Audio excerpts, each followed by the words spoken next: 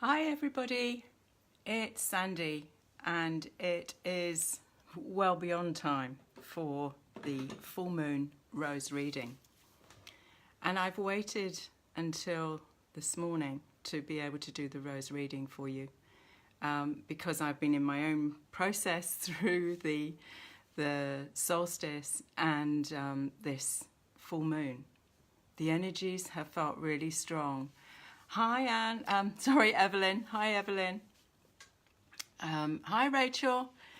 Yeah, these have been. This has been a really powerful journey for me. Hi, Pam.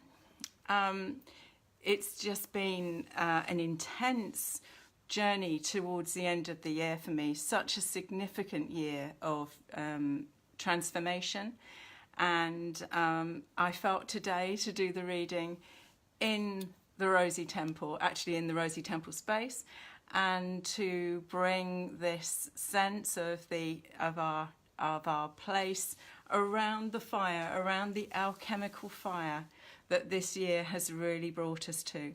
Hi, Vicky. So yeah, I was not in the place in myself to do the reading for us for the full moon or for the solstice. This has been a really powerful inner journey as we bring to the culmination of this year for me, and just honouring that has felt like it was really important.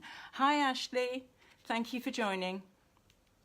So this year of alchemy for us has taken us to some very powerful places of transformation. Shocking revelations, shocking experiences, and this offers us the potential of a rebirth within this time of year. I mean, this is the Festival of Lights. This is the place where, in the Northern Hemisphere anyway, we're into this yin place in the year. Hi, Jay. That brings us right into ourselves, right into the core essence of who we are.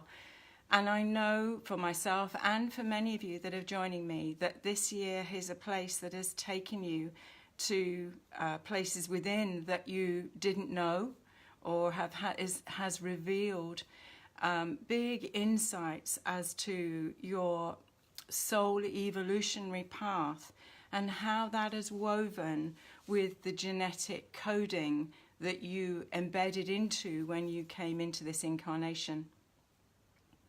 Certainly for me, this year more than any has been a path of awakening at a deeper level, and a path of coming into an even greater awareness. The path of self-love, self-value, self-esteem is what creates the foundation that enables us to make the journey through this threshold, if you like, of the end of this year into the energies of 219 and where we're going as we move into the astrological intensity that is cooking for us for January of 220. This place where Saturn and Pluto conjunct, and we also have the Sun and we have Jupiter. There's a whole load of activity that is already plying. It is already. Hi, Rakaya. Good morning, or just about good afternoon, isn't it? Yeah. So it's just this. There is an intensity that is building, and how are we going to deal with that? This year feels to be the place of, hi Louise, of slowly offering us the tools and the opportunities to master our craft, to come into this place of inner mastery that is calling us home, actually. This place of, know thyself and to thine own self be true. And so many of us have had conditioning and patterns, hi Jilly, that have actually made it more challenging for us to hold that place in integrity. Hi, Jolie.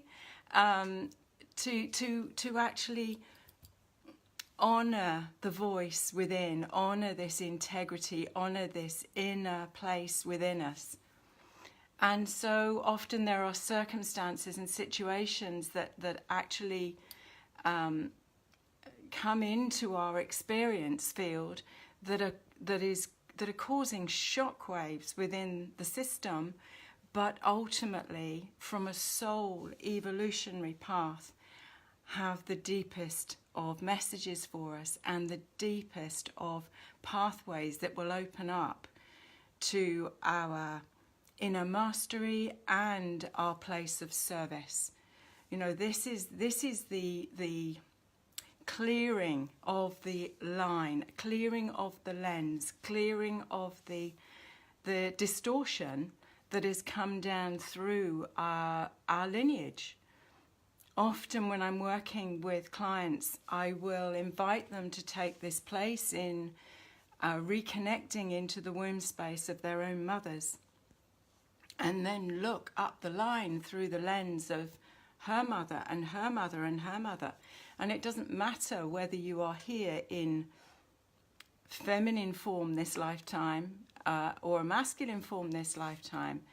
The coding comes down through this female family line that brings us right back. If we keep on doing this pathway, like Babushka, like the Russian dolls, we can only get back to the Great Mother. And so the distortion that has come down through the genetic lineage that brings us into this body, this incarnation, and this alchemical pot, this firelight of the heart that allows us to transform the wounds and the storylines that have come down through that lineage. And at some level, our soul calling of evolution has called us to that path and to the incarnation into that family for purpose. Absolutely for purpose. Hi, Rosalind. So here we are. We come to the end of this year of alchemy, this year of potential and transformation for us to enter this festival of light. And I find this really interesting, this whole place that we step into when we come to this unification of the year, which is the in-breath, if you like, the in-breath of God, to then move through the winter solstice and to the out-breath that takes us round to the summer solstice. So this place of recalibration, this place of being able to take time in this most holding and yin time of the year to reflect on the journey that we've been on, the journey that has perhaps taken us to the depths of our very being, or into the places of really exploring where we have kept ourselves limited by our own patterning, by our own beliefs of not being enough, perhaps, or, you know, who am I to do that? Who am I to step forward to do that? And this is, you know, it's like the code breaking, isn't it? It's like that's the coding or the operating system that we have been journeying through, and the invitation is to, through the thinning of the veils, to allow ourselves to step beyond that limitation into the place where we comfortably and confidently step into this place of mastery. If not now, when? So the journey with the roses for me has been this incremental path of exploring and allowing the truth to percolate, to come forward with grace, with ease, and with a lighted lamp that can show the golden heart of the rose and this place of the Rosa Mystica, this mystery that is at the heart of life, the heart of our journey, our process. And here we are at this time of Christmas, this time of a rebirth into the light, into the very light of our being, into this heart field. It's the time here in the Northern Hemisphere where we sit around the fire, where we hang lights on the tree, where we gather together, often with our families, and it's the families that have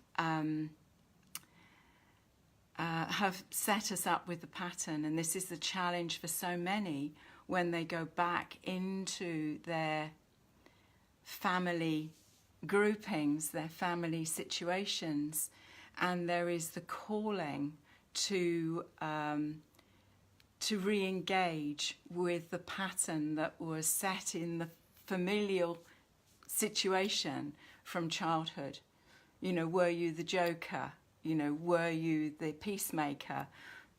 These are codings and patterns that we take on as part of the matrix of the family pattern that we have grown through. Hi, Sue. Hi, Pam. So yes, these are powerful, powerful points for us in our transformation. And you know, if many of you know that I've moved and I'm in this beautiful cottage in the New Forest, which has got a very strong oak guardian, and I really feel, probably for the first time in a very long time, that I feel at home in this place, but also really aware of the tree beings and the tree energies that are also encouraging us on to come home to self, come home into our hearts as the reference point in all action, that all action should come from what would love have me say, do, be at this point. And that may be the nanosecond of consciousness that you need as you move into this place of perhaps reconnecting with family stories and family dynamics that allow you to go, okay, pattern interrupt. What would love have me say, do, be in this moment now? So, yes, it's interesting. I noticed that this particular moon, this moon in Cancer, this full moon in Cancer, was for many of us a very emotional journey, a very emotional process. Hi, Katrin. It was an offering, an invitation for us to have a look inside and see what else there is that needs to be brought to the surface, needs to be seen, that is still flavouring our ability to really hold to this path of mastery, this path of this deep inner journey. And as I said right at the beginning of this reading, this was the reason why I wasn't able to do the reading on the full moon, or prior to the full moon, or even on the solstice. This has been a really intense week for me, and really grateful actually to be able to be here, sat by the fire, overlit by the goddess of the rose garden. If you're wondering what the painting is behind me, she is a Patrick Gamble painting, and is the original of the goddess of the rose garden. And she holds both aspects of the divine feminine nature.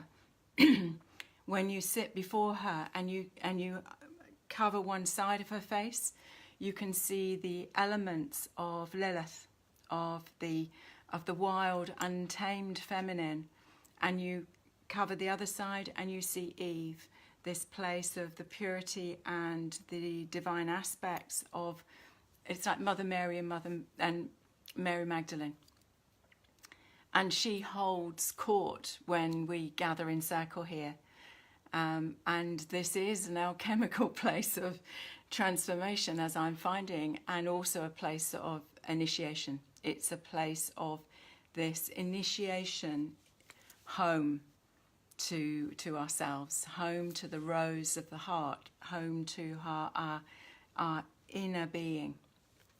And she takes us through into the Rosa Mystica, this inner sanctum of the higher heart chakra, which holds the triple goddess, or the triple aspects of our being of love, wisdom and power, this threefold flame of the heart.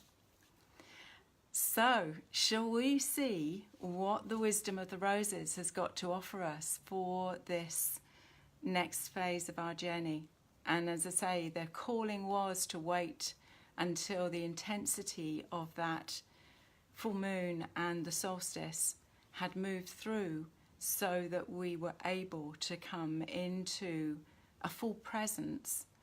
We're still in that window of the stillness that the solstice offers us, this place of the pause point between the in-breath of God and the out-breath of God, that will take us back out to the fire ceremony of the summer solstice. So this is like the inner fire ceremony.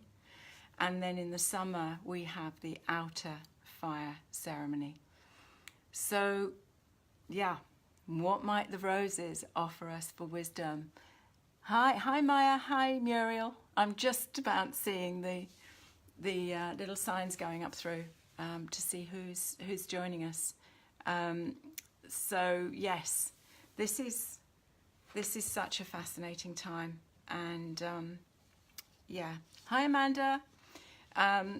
So, are you drawn to rose card 1, rose card 2, or rose card 3?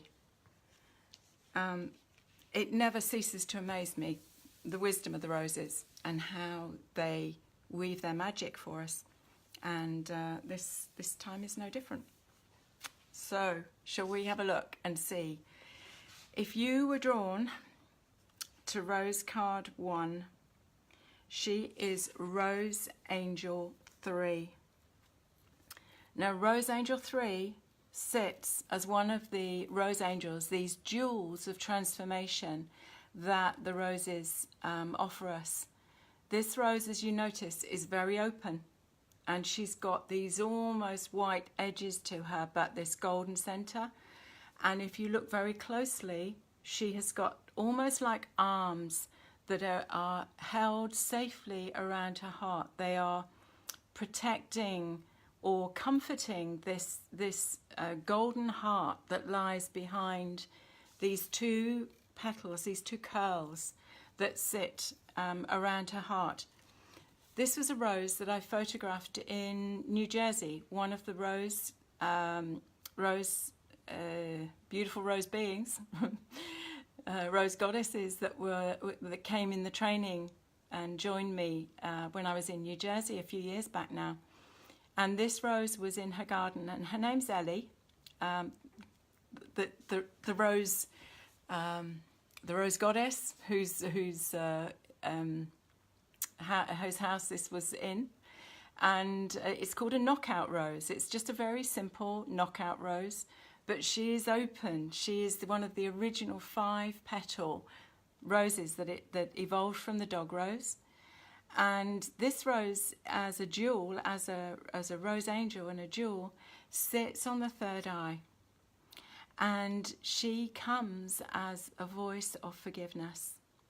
So she's calling you to look at anywhere that you're still holding any storyline that actually needs to be transmuted through conscious awareness, but also through the flame of the heart, to be able to bring us through this portal of light that we enter to travel with more light in 2019.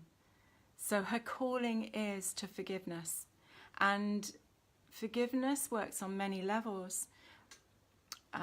We've had many tools, including the Ho'oponopono prayer that came through Dr. Hugh Len, and his awareness that actually anything that we were experiencing or in observation of in our external world was a complete and perfect mirror of an aspect of ourselves or an aspect of consciousness that we are contracted to clear. So this place of being present to any stories that we've still got running around our own sense of worthiness, or to forgive the action of another. Forgiving isn't about forgetting someone's inappropriate behavior or inappropriate action towards us. It is about understanding that as a part of the human condition and the wounding that was behind that particular action. But it's also recognizing that our soul played a part in bringing that forward for resolution, that there was an energy connection, an energy alignment that called it forward in our world. So if we come into connect with that experience, we can breathe it through and come forward to forgive and let go. So she is calling you to reflect on anything in your current arena, current experience that is calling for forgiveness. If you were drawn to Rose card 2, she is Rose Martu. Now, Rose Martu is part of the 11 roses that make up the Rose Mar set, which is the last 11 roses in the Rose Oracle. This rose is all about abundance. So she says, I am abundant. Abundance is a state of beingness. Now, if you'll notice with this rose, and not many of the roses have the stem with them visible in the oracle deck.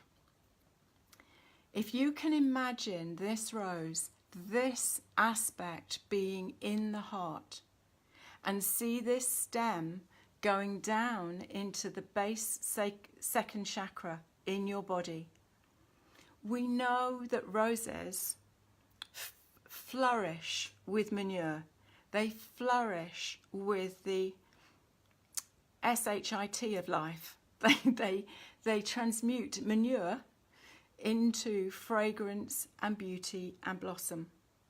And in our inner world, when those roots go down into base second chakra, what they do is they transmute and change and use as fertilizer to fully blossom the residue of storyline we have working in our physical form around our tribal origin, base chakra, the tribe. Here I am, I'm Sandy, I've arrived. And what as we move up the body into the sacral chakra, what Jung would call the individuation. Who am I inside the tribe? What is my unique voice? What creates the essence of who I am, as opposed to the construct of the family storyline that I birthed into? So this rose uses the manure of that, the residue of that, the storylines of that, to bring that all up to fully blossom. You know, when we fall into our truth, when we fall into honouring who we are, and the gifts that we have to offer, then we blossom. And she's abundant. She's like effortlessly moving through. There is no glass ceiling for this rose. And interestingly, she is a rose called Papa's Crown. She is a very upright, very abundant rose. And she is a repeat bloomer. So this is like she is encouraging us to keep stepping forward into the magnificence that we've come for. You know, it's nothing, she's not a shadow. She doesn't want to hide in the shadows. She's like, here I am in all of my finery, in all of my beauty. Let me just keep expanding into my greatness. So a stunning, stunning rose to have with us for this Festival of Light, and to move our energy as we move through these last days of 218 into the fullness of what we've come to bring for 219. She's a bit like a firework, actually. I'm just thinking, as we move into sort of the new year energy, and the fireworks and the celebration of that, she's got that sort of energy. Hadn't seen that before. And if you were drawn to Rose card 3, she is Master Rose 1.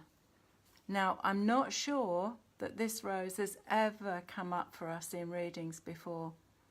And it's, you know, a really fascinating rose to work with. Now, Master Rose 1 is the divine masculine element of the 3 Master Roses. And when I'm working with them, and when we're working grids, healing grids on the body, she sits on the, remember we're reversed on the camera here, but she sits on the left brain and activates the left quarter, the left hand side of the brain and the right hand side of the body. So this rose is all about the honouring and the alignment, the realigning of the masculine energy within us and within relationship and as a planetary element. She is a most unusual rose. She has a real connection to the angelic realm, and she is calling forward an honouring and a calling to the healed masculine.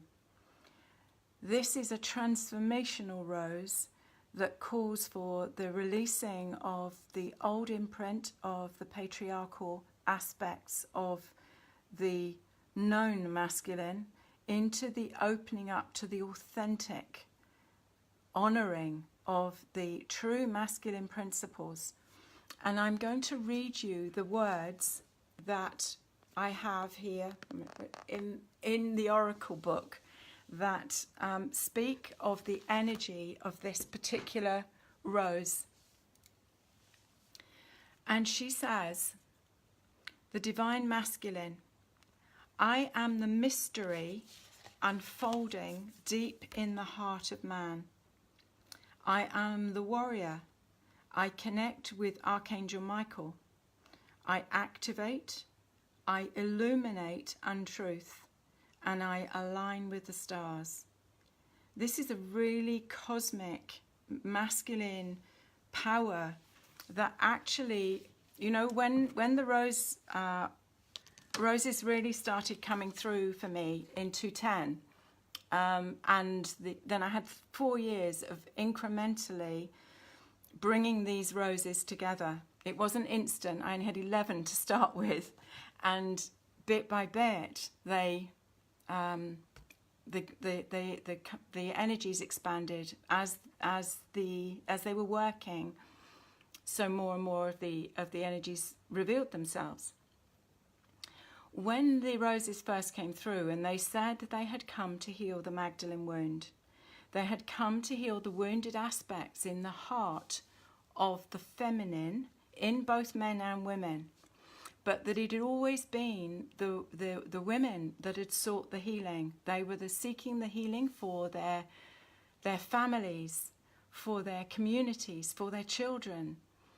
And in this process of honouring and healing the divine feminine energy, we let go of the and transmuted the wounded aspects that each one in feminine form this lifetime had come with an aspect to heal, to clear from our genetic lineage. You know, this is the first time in eons that people have done therapy or have done trauma healing in the way that we're doing right now.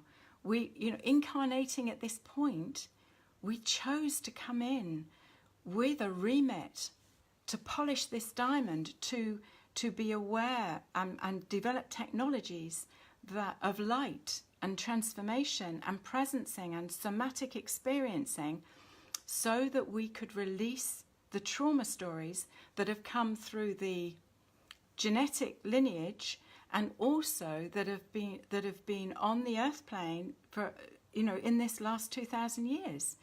We've come to be illuminators of a new way, and without the conscious awareness and the presence of each one that has signed up to do that personal healing and the healing for the collective, we cannot heal this place where the wounded masculine can feel safe with a feminine who has done her work. When women haven't done their work, there is passive-aggressive behaviour, there are other drama dances that are shown out in order to get our needs met, in order to be seen, in order to be equal, or to have our qualities of nurturing and nourishing honoured as part of the sacred weave of the two energies. We cannot birth a child without the two energies in balance. We cannot birth a business or take our work in the world without there being an honouring and a balance of the two energies. And so even for the feminine, her inner masculine, as she comes into her own power, in her alignment and her healing of the divine feminine wounds within her, it automatically changes the relationship between her inner masculine and inner feminine energy. And her inner masculine energy has imprinted from her relationship with her primary masculine experience, so her father, and then through any other relationship she has with brothers, with relationships with men, in personal intimate relationships, or even in the workplace. So the imprint is calling to be transformed, so that we understand that the healthy and aligned masculine energy is connected to his heart. He's done the work that enables him to see his own trauma and to heal and consciously move through those patterns to be able to be a safe container, a safe holding space for the feminine in both himself and an external feminine, but also to be a warrior for the light, for conscious, powerful, aligned action for the world. And this is when we can then co-create in harmony with an internal masculine and an external masculine. That is what this rose holds the essence of. So if you were called to this rose today, this is rose 3, this is a real calling to look at how you work with your own internal power, because as we move into 219, and if we look at this astrology, Saturn and Pluto are meeting in Capricorn. Saturn and Pluto are calling us, or Saturn, is structure. She's calling for foundation. She's calling for a solid foundation in our lives. And in Capricorn, this is it. It can't be airy fairy. Yeah, we can have great ideas, but unless we have a place of grounding within our bodies, and we have an internal masculine that is ready to co-create with this feminine, we don't have the energy and the alignment to take it out in the world. And an idea remains an idea that has no action behind it. And so I have noticed for a lot of the clients that I've been working for, and I've been doing readings, particularly through this December period, and many of the women that have come forward are women that have got work to do around the solar plexus. And the solar plexus, it holds this center of personal will, so we can have divine insight, divine will, and guidance that comes in on this third eye. But we've got to drop it down through the heart and have it connected with the root, the energy to take this work into the world, but through our center of personal will, which enables us to be powerful activators in the world. This is sacred activism. This is not passive. When we're looking at these energies, when they come into right alignment, this isn't waiting for something to happen. This is actually making steps to allow the universe to co-create with us. Then we can birth the new. Then we can birth new ideas. We can birth new businesses. We can rebirth ourselves, if you like, given that this is the Festival of Lights, and it is the place in which we are offered once again to rebirth ourselves into the new energies of next year. So, as ever, these three energies work together. So this rose is calling, upside down, is calling for forgiveness. Is there anywhere else that you need to forgive yourself for the journey that has brought you here? You know, this is Rose that I've worked with quite a lot, because actually, you know, I've made choices from pattern that have kept me in toxic situations. It's kept me into patterns that have really not been helpful. And the place of forgiveness of self and other is the liberation that we're calling for. So she then sits with this and says, when you transmute, when you transform the energies that keep you small, or keep you in anxiety, or keep you uncertain about where your steps forward are, you know, you cannot blossom. You cannot move into that place of abundance, which is what we're calling for. Which we want to move into that place of feeling like we're in effortless flow. And what this rose is saying is, you need an inner masculine that is supporting the vision, or you need an external masculine that is holding that same vision, so that you can co-create together. You can create magic together. The alchemists knew this. This is why they wove the red sulfur with the quicksilver and the salt, the essence of our very being, the salt of the earth, in order that we can create in light. So, you know, this is magic. This is the alchemical elements that we can take forward into our pathway forward. So I'm really sorry. Unless I wear my glasses, I can't see. I can see you're writing me notes, but I will read them and respond afterwards. So I thought we'd finish with the alchemy bowls. I've got both the bowls today. So this one is the smoky quartz and charcoal bowl that enables the energies to be transformed and dissipated. And this is the bowl of mastery. This is Violet Aura Gold, and she has got the three energies in that we have been working with today. So just allow the energies of the bowls and the magic of the roses to weave their way into your heart and to, add to the blessings of the time, shall we say.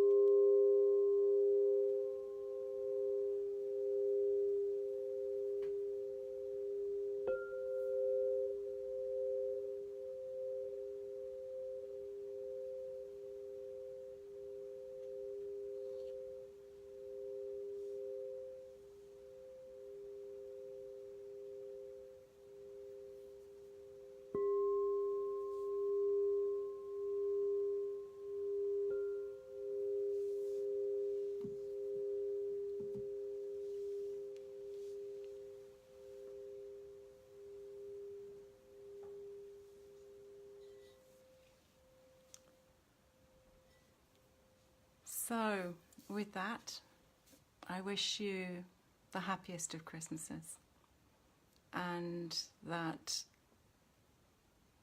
this passage through to the end of the year offers you all the insights and the clearing of any of the residual patterns that need to release for you to move effortlessly, easily, gracefully into the journey that 219 can offer you at a soul level and in your manifestation in the world. I hope that we will have the opportunity to journey together, either through the airwaves or through perhaps a visit here to the Rosie Temple. There are new classes. There's a new online class that will be coming onto the website in the next week, and new classes here. There's a new new series of rose classes coming, both online and in person, and a magical Rosie Circle that will be an online offering.